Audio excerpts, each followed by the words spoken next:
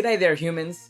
In this video, we're going to be talking about Super Mario Odyssey and how I think it is a stone-cold, unassailable masterpiece. Now, I know there are some people out there that are going to disagree with this statement. Their views, though, don't really come with any real substance. It's basically just variations on it didn't fit my specific tastes. So later on, I will be discussing some of those, but primarily it will be like the last video. We'll be looking to find how strong the game's connective tissue is. So using this list that we devised in part 2, we'll be going over these and seeing how many of these whim-whams connect to the game's intent. And luckily for us, Nintendo have been very upfront in the promotion for this game about what it is they're actually going for, which is really good because that means we don't have to guess like we did for all of the other games. Here is the director, Kenta Motokura, speaking to The Verge. The theme was basically going on a journey and searching for surprise. So I'm going to combine those two ideas and call it just one theme of going on a vacation, which encapsulates both travel and surprise to some extent. And so now that we have the goal of the game, let's look at the whim-whams. 1. End level triggers. Odyssey removes conventional end level triggers, and if you think about the theme, this makes a lot of sense. Levels end when some kind of goal has been achieved, but when it comes to a holiday destination, when does your time there end? For some, this might be just a day. Others, years potentially, and so the levels in Odyssey are finished whenever the player wants to move on. It is a sense of freedom that is delivered by the game in its choice of structure. The standard platforming style challenges aren't really the focus here like they are in the usual Mario setup, so instead we must look to the sandboxes which have taken the reins, so I will amend this whim-wham to fit. 2. Level/sandbox design. So one of the criticisms I have read about this game is that people don't like the realistically proportioned and rendered things, in that they don't think it fits with Mario. Now this is understandable, but ultimately I would not mark it against the game, as it absolutely is the point. Here is the game's producer speaking on the decision.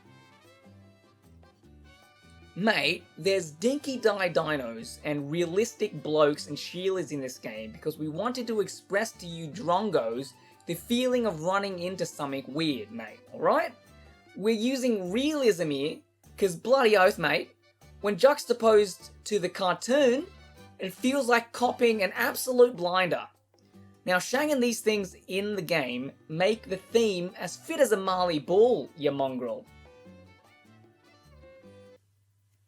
Now, that was paraphrasing, but you get the idea. The contrast is the point. They absolutely could have gone and done a cartoony interpretation of New York City, like they did with Mount Vesuvius and the Luncheon Kingdom. But by going with realism, your brain has trouble reconciling the visual difference. This is using a different artistic style to make you feel something, even if you don't like it. It serves the purpose of the game.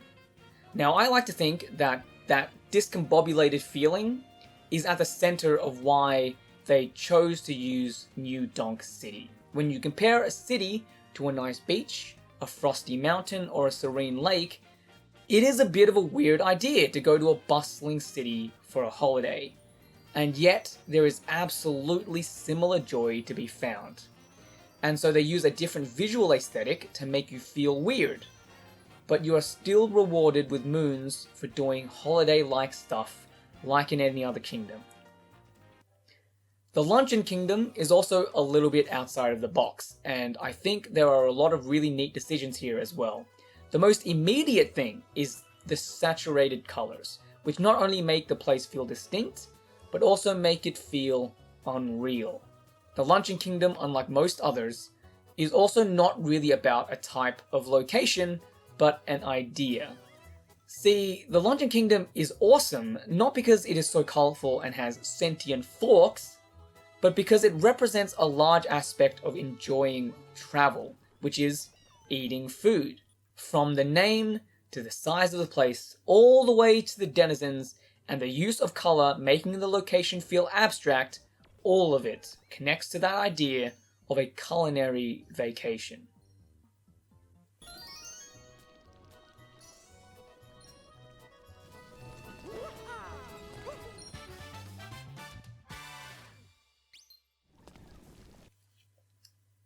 Three, level selection system. So here is the level selection of Odyssey. It's just a list. Not a map, sort of. Not a hub world. A list, as if like an itinerary of places to go. And after each level is unlocked, complete freedom to choose which sandbox to enter. Number 4. Power-ups / transformations. Odyssey's system of transformations has been morphed from the conventionally collected power-ups to the capture mechanic. Mario, rather than being augmented through an external item, inhabits the body, movement, and abilities of other creatures.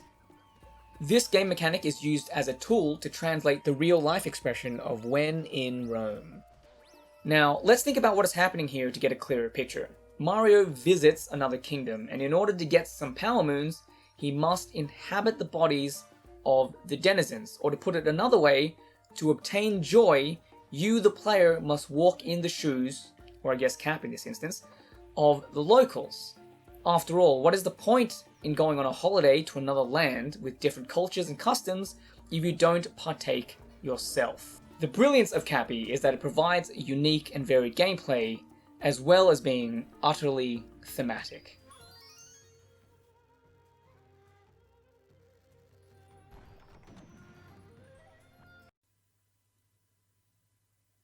Well, that was certainly not something I was expecting out of a Mario game. But moving, stop that! Stop that, man! What will the children think, Mario? Put your poker away, please.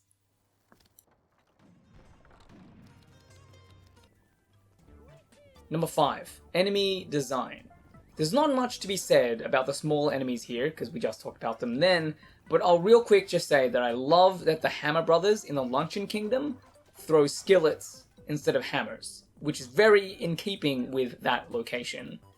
Also, very Gumbet, traveling and love go together hand in hand. Oh, whoops, it's Mario in there. So actually it's about catfishing, which also works with the theme of travel. Anyway, I'm going to take this opportunity and talk about the Broodals, whom I find to just be thematically amazing. So, I don't have kids, but I have been traveling with kids, and let me tell you, the amount of effort that you need to expend in order to make sure that they don't cause harm or trouble to you, themselves, and those around them is quite a lot.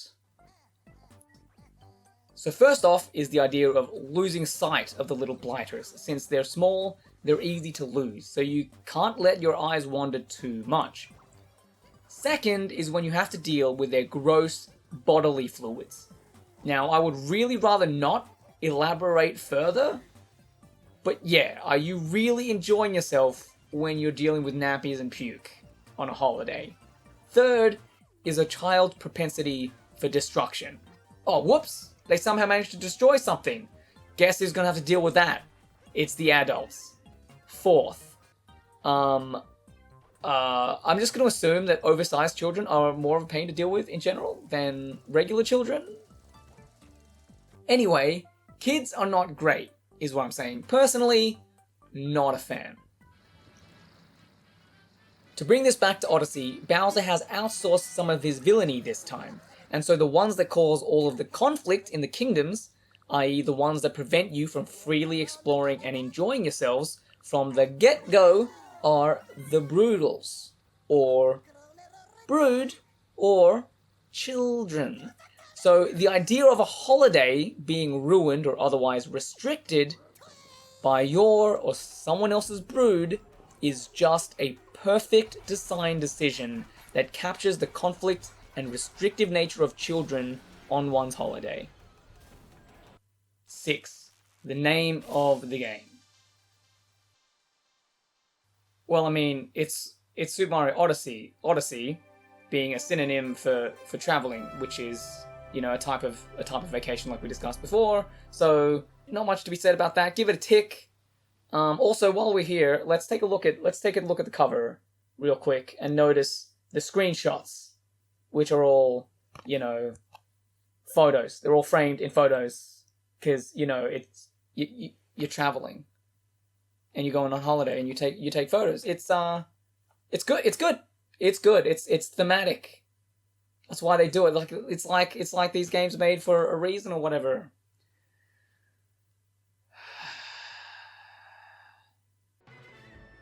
Number 7, Bowser Battles.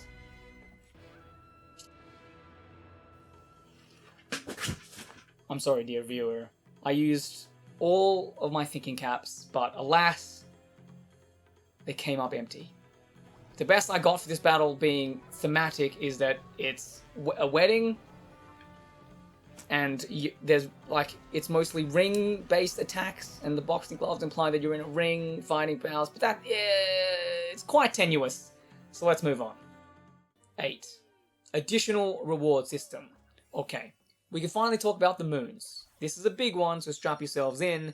There are too many moons, is a thing that people say, and this is the only real criticism with any teeth. It is also the easiest to draw a comparison to with the previous game. So it comes up a lot when people don't like the game and want to find a reason to justify that dislike. Now, similar to the criticism of the kingdoms though, the moons and their abundance is on purpose and adds to the game's connective tissue. Something to consider here is that technically collecting moons is infinite. There are 880 unique moons that are properly catalogued, but the Odyssey's display allows for 999 moons. Now, that's sort of a stupid number of collectibles, right? So it is somewhat within reason that you would look at that, compare it to other Mario collectibles, and say, the game is bad because they devalued the reward system. Therefore, the designers are bad and just padded out the game. They should have just used a smaller number like in 64, Sunshine, or Galaxy. Now, this might be a stupid thing to say, but the game devalues its reward system on purpose. I'll get to why in a bit, but it is actually quite brilliant the lengths Nintendo went to convey this in game language. First, they invented a completely new collectible. This is a visual way to tell your filthy meat computer that you are not meant to treat moons like you treat stars. Secondly, the main UI, which used to always be a number showing your progress of collection, is now obfuscated.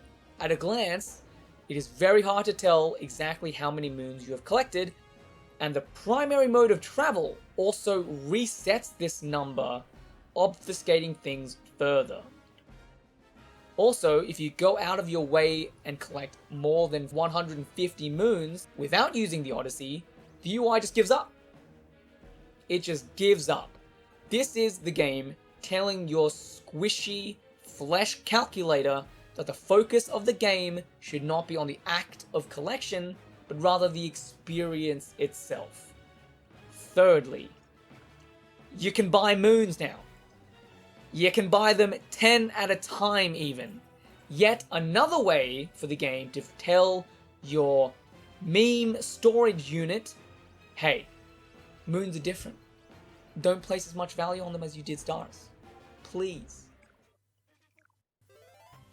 So now that the intent to devalue moons is, I hope, abundantly clear, why would Nintendo do this? Why would you give your collectibles so freely? And the answer, as always, comes back to theme. Collectibles are rewards, and Mario games have always rewarded thematic action. So Odyssey does not primarily reward for challenge, because having a holiday shouldn't be difficult.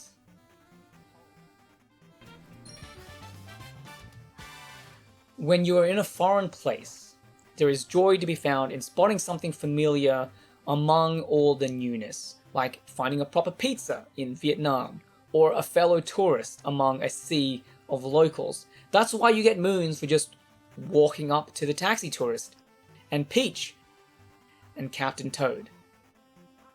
These are just familiar things, and you just stumble upon them in your travels, just like how it would be in real life. This sentiment is reflected in actions as well, as there are things that you do that are common to multiple kingdoms, like fishing, shopping, and platforming. All of these moons, and others, represent that idea of finding the familiar in a foreign place. There are also plenty of moons that reward you for becoming familiar with a location in and of itself. That's why hint art exists. That's why there's a sphinx that gives riddles. And that's why there are races that tests your understanding of the layout of the locales. You also get moons for keen observation, finding things that are out of place, which ties somewhat into that whole familiarity thing as well. Now, all of that is to say that yes, moons are devalued and on the whole easier to obtain. But I think that's to draw your attention away from the act of just collecting them and more onto the specific tasks that you're performing. If they were to make the moons rewards for doing something more challenging, or if they were more valuable, like they were in 64 or in Galaxy, I think the game would have been done a disservice. The mechanics would not be reflective of the theme in that instance, and so the thematic cohesion of the game would have been weaker. Number 9. The name of levels. Kingdoms are a great choice to use here, as again, they could have done the lazy thing and used land or worlds, but kingdoms evoke the idea of a lived-in place, a ruler, and thus denizens to rule, and places to go. They went to the effort of finding another word because it fit better, and also it sets up a great reveal when the story is complete. 10. The story. Okay, Bowser kidnaps Peach for a wedding and hires these wedding planners to nab stuff for the occasion. The main conflicts that drive the adventure is Mario chasing after and cleaning up the mess these Broodals cause in each location as he gets closer and closer to the wedding. Now again, the story in a Mario game has long been dismissed as just something that gets things going, but if you think about it on an additional level, it's quite brilliant actually. I want to go outside of the game for just a second and talk about real life.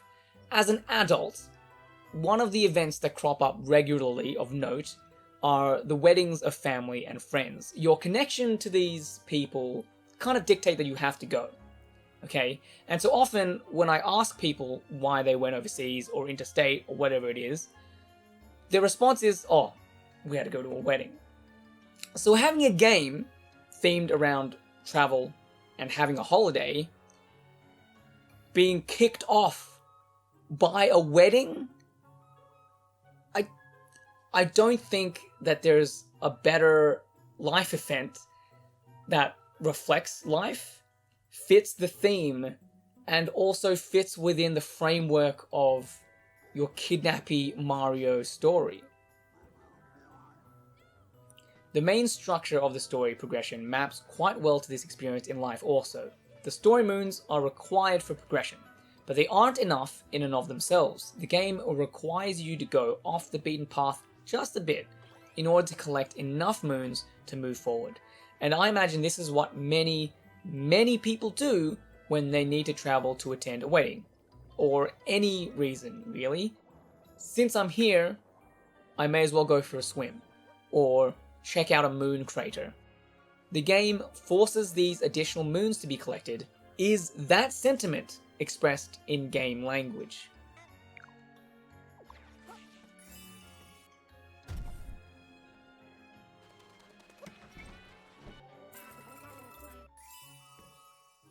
It's also quite brilliant how the story is framed against the rest of the game.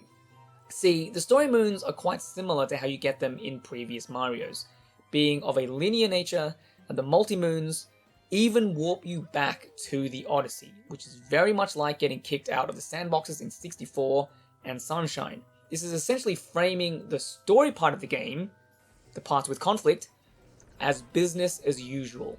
It represents the obligations you must overcome, like event preparation, packing, booking tickets, finishing that last shift at work, etc. So by completing the story, you transition from the regular working part of the game to the more freeform holidaying part. Also, when the story is complete, you should be able to go home, right? But how do you convey the idea of home to a player when you're giving them all of this new stuff, these new worlds? Well, if they've played a Mario game before, then you give them a familiar kingdom. The Mushroom Kingdom, which not only acts as a nice treat for fans, but speaks to the idea of home by leveraging the history of the series. And if you were to stop playing here, the narrative of the game would still hold up. You went on your destination wedding, and when it was done, you went home. It's just business. But for others, the wedding is the catalyst for a holiday, and once that event is over, it is entirely up to you how you want to spend the rest of your time. And the game reflects that idea. Do you feel like exploring a city or going to the beach? Do you want to spend your time shopping or exploring? The game's structure becomes completely freeform because that is how a true holiday should be. It should be up to you, and it should feel freeing. And that ends the first list of whim-whams. But Odyssey is quite a brilliant game, so it actually does more than that, which we will add to very soon. But it's stinking hot in this suit, so I'm gonna go get into something more comfortable.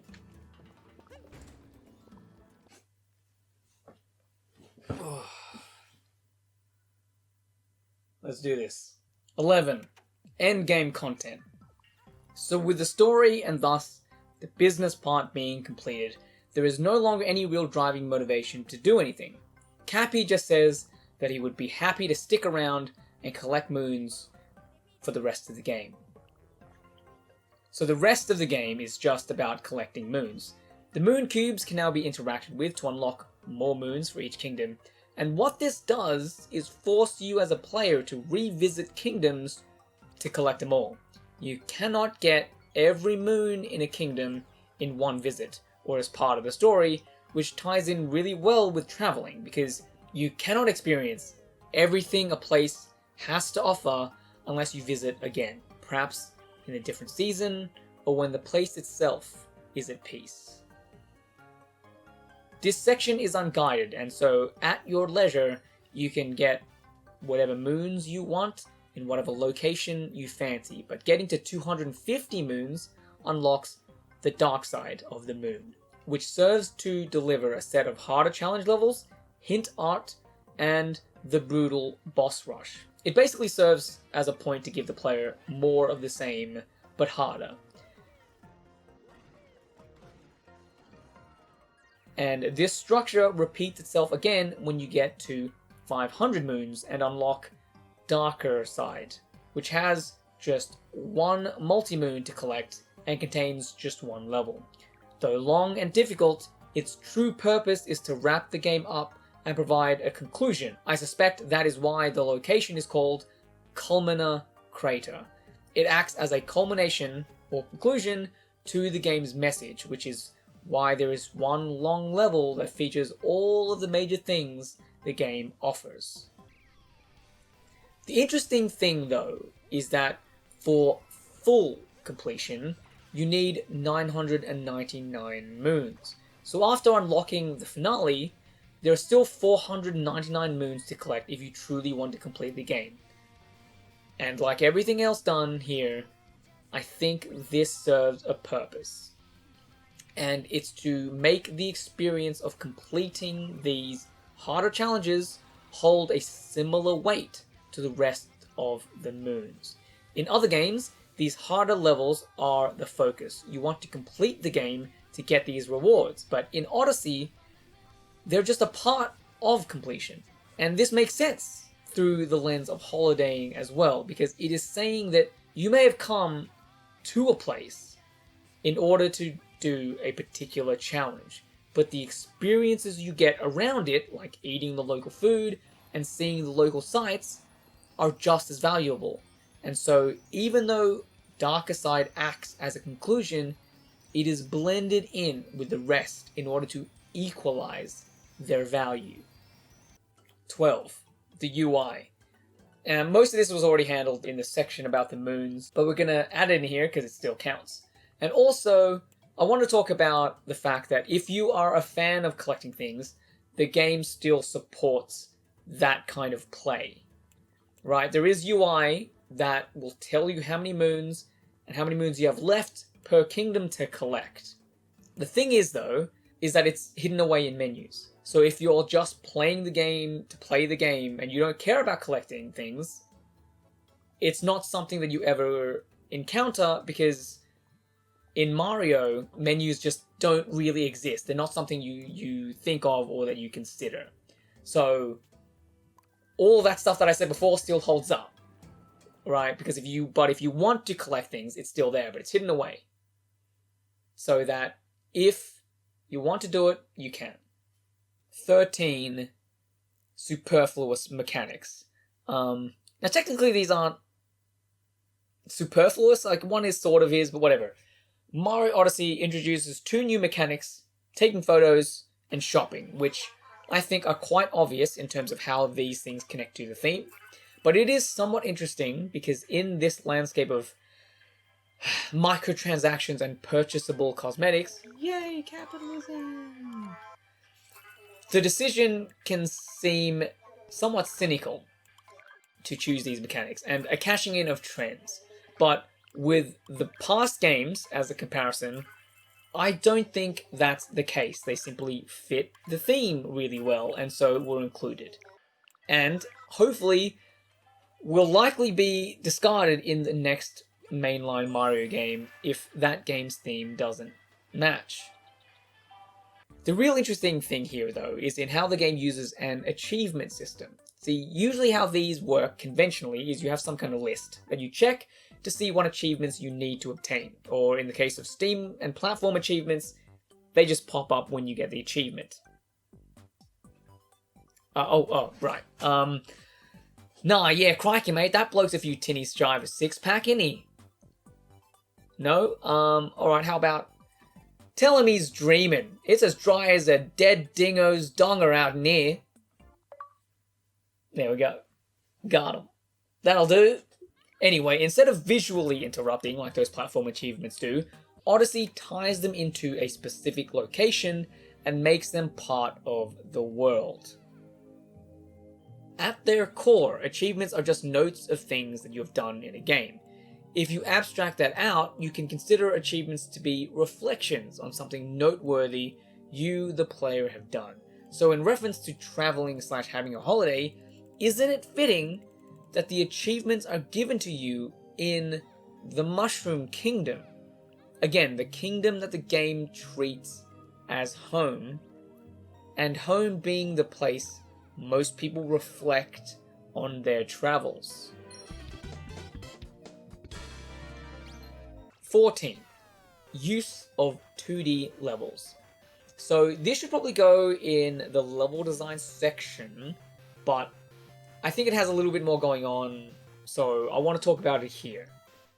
Okay, using a 2D level or a 2D plane is nothing new to Mario. Galaxy did it a lot, but I think this is the first time that 2D levels inside of a 3D game look and feel like 2D levels.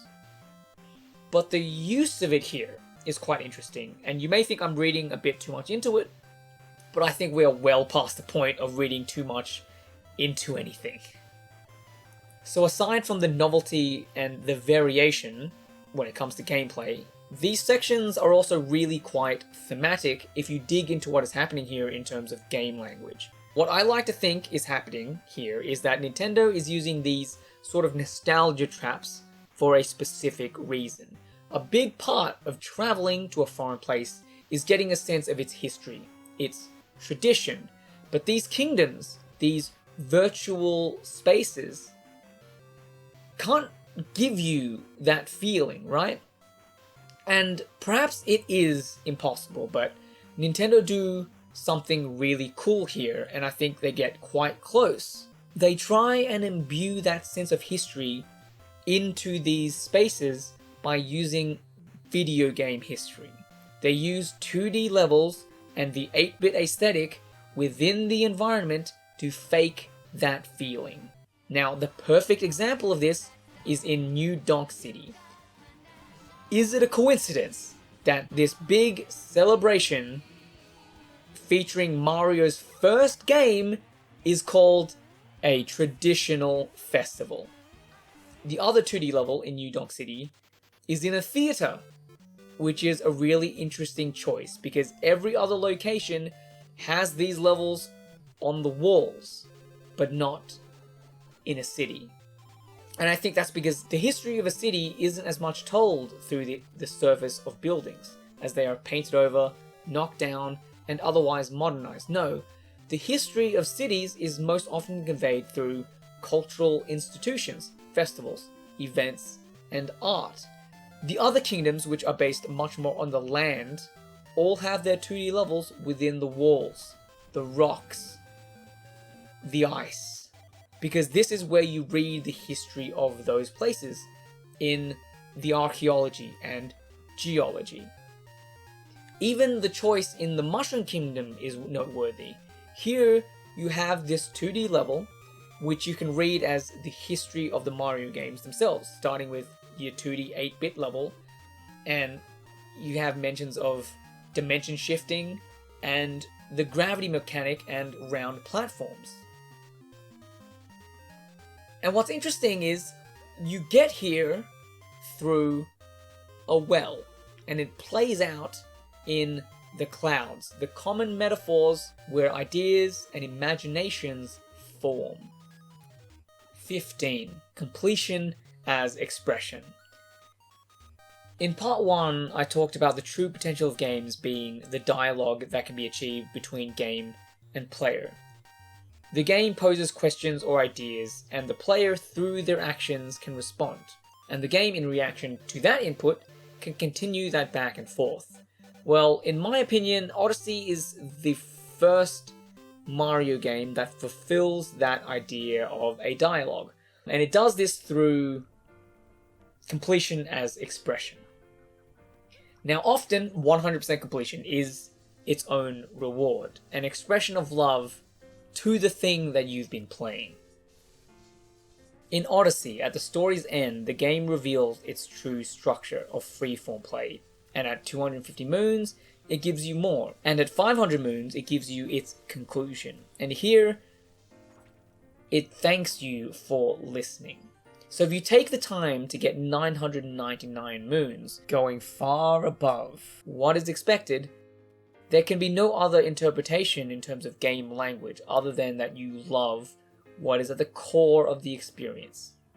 And finally, even though it isn't a grand statement or more content, the game responds in a joyous display of color and light, a literal celebration of your dedication to listening to absolutely everything it has to say.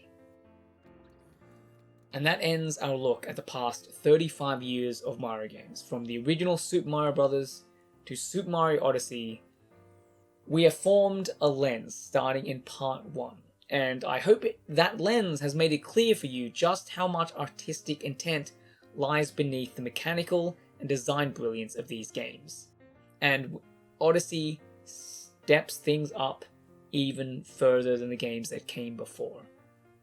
So even if you don't like the game and find it to be a little bit lacking to your tastes, I hope that I have shown that the game is made with such craft and has such strong connective tissue that you can recognize that it is a masterpiece, actually. And with that being said, hooroo, fellow humans.